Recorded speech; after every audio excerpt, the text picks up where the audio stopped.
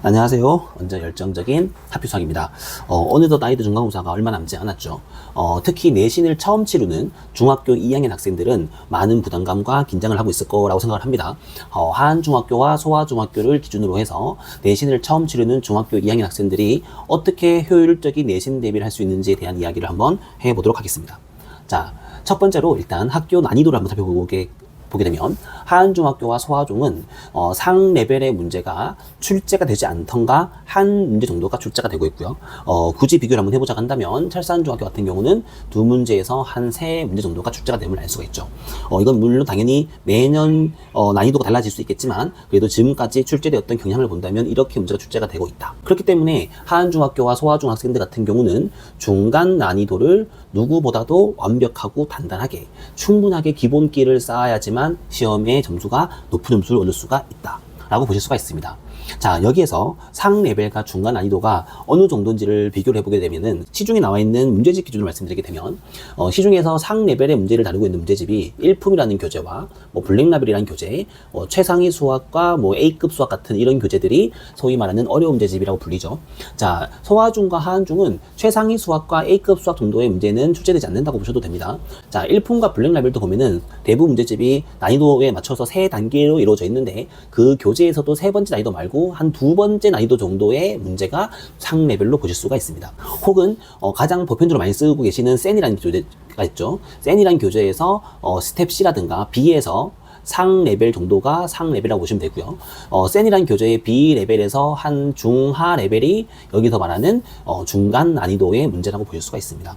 그렇기 때문에 아이들로 하게끔 중간 레벨의 문제를 반복을 할 때는 센이라는 교재를 기준으로 말씀드리게 된다면 그 교재를 완벽하게끔 능숙하게 공부를 했는지, 혹은 대부분 학생들이 학원을 다니고 있을 거기 때문에 학원에서 대비하고 있는 기출 대비 교재가 능숙하다고 한다면 아이들 입에서 이번 시험에서 어려운 문제가 있었어요 라는 말은 사실 나오지 않을 거라고 저는 확신을 합니다. 자, 근데 여기까지가 학교 내신 100점을 최종적인 목표로 가지고 있는 친구라고 보실 수가 있죠.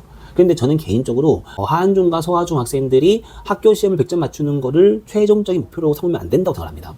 이렇게 학교 내신을 최종적으로 보게 되면은 그 다음 레벨의 공부가 부족해지게 된다면 그 친구들의 수학적 성향이 당연히 다운될 수밖에 없죠. 그렇기 때문에 절대로 학교 난이도에 맞춰서 공부를 하시면 절대로 안 됩니다.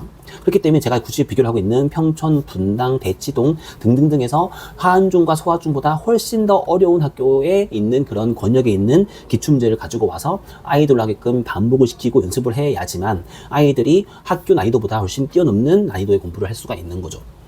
하안중학교에서 소아중학교에서 혹은 가림중학교에서 만점 맞았어, 나는 수학을 잘해 라고 판단을 하지 않겠지만 그런 마음을 가지고 공부를 해서, 혹은 학교 100점 맞으면 되는 거지 내가 뭐 더 할 필요가 있어? 라는 생각을 하게 된다면 고등학생이 되었을 때 분명히 큰 타격을 입을 수밖에 없습니다. 그렇기 때문에 제가 몇 번 강요를 드리지만 학교 내신을 뛰어넘는 공부를 반드시 해야만 한다.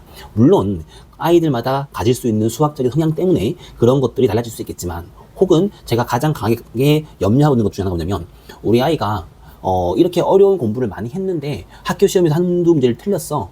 한두 문제를 틀릴 거니까 우리가 이런 공부를 하지 말고 기본 공부를 더 많이 해야 되는 거 아닙니까? 라고 말씀하실 수 있는데, 아이들이 아무리 문제를 다 풀 수 있다고 한다고 하더라도 만점을 맞는다라는 거는 좀 다른 차원의 이야기이기도 합니다. 아이들이 문제를 다 알고 있다라는 말과 만점을 받았다라는 말은 조금 분리를 시켜서 이제 접근하셔야 되기 때문에, 학교 내신에서 만점을 받으려면은 물론 충분한 내신 대비와 충분한 공부를 해야 되는 게 가장 우선이겠지만 그 당일날의 컨디션과 혹은 시험에 대한 스킬이라든가 혹은 긴장을 조금 컨트롤할 수 있는 마인드라든가 그런 것들이 복합적으로 준비가 되지 않으면 만점을 받기는 쉽지가 않죠.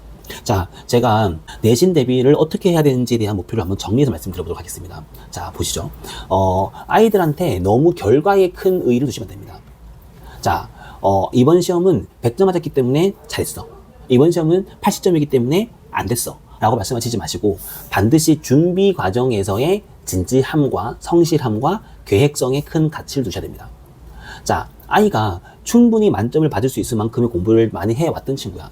그래서 우리 아이는 지금 다른 지역의 문제를 풀려도 틀리지 않습니다라고 한다고 하더라도 그 친구 내신 대비하는 과정에서 충분히 반복을 많이 했는지 혹은 진지하게 임했는지 지금 중간고사가 지금 두 과목밖에 보지 않죠. 영어랑 수학이란 두 과목만 내신 대비를 보는데 두 과목밖에 없기 때문에 아이들이 가지고 있는 긴장감이 생각보다 좀 덜합니다. 그렇기 때문에 아이들한테 내신 대비하라고 하는 것들에 대해서 어떻게 많은 큰 의미를 부여하고 아이들한테 이거는 학교 내신을 떠나서 학생이라면 가지고 있어야 할 내신 대비에 대한 진지함과 중요성 그리고 성실함 그리고 내신 대비 기간이니까 평상시보다 핸드폰을 좀 줄여가면서 게임하는 시간을 좀 줄여가면서 공부를 좀 더 할 수도 있어야 되는 것도 되게 중요한 거고요.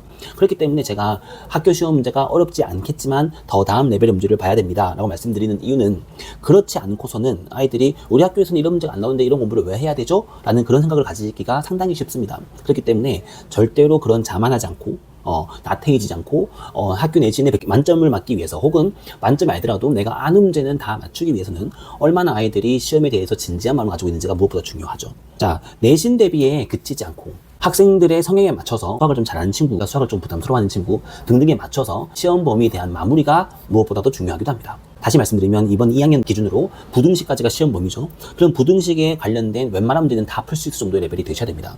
그래야지만 이렇게 단원마다의 마침표를 찍어 가야지만 그 다음에 있는 방정식이라든가 함수라든가 그 다음 레벨의 문제를 풀 때 그 앞부분에 대한 완벽함을 기반으로 해야지만 그 뒷부분이 좀 더 완벽해질 수 있겠죠. 그렇기 때문에 정리해서 말씀드리게 되면은 학교 내신 시험 문제는 학교 내신을 100점 맞출 거야가 무엇보다 중요하지만 그것만큼 더 중요한 거는 아이들이 무엇보다도 그 내신 대비를 하는 과정 내에서 완벽했는지 거기에서 아이들이 더 진지했는지 그래서 우리가 시험을 준비하는 과정 내에서 좋은 성과를 가져왔는지 그런 것들에 대해서 밸런스를 맞춰 보시는 것도 중요한 것 같습니다.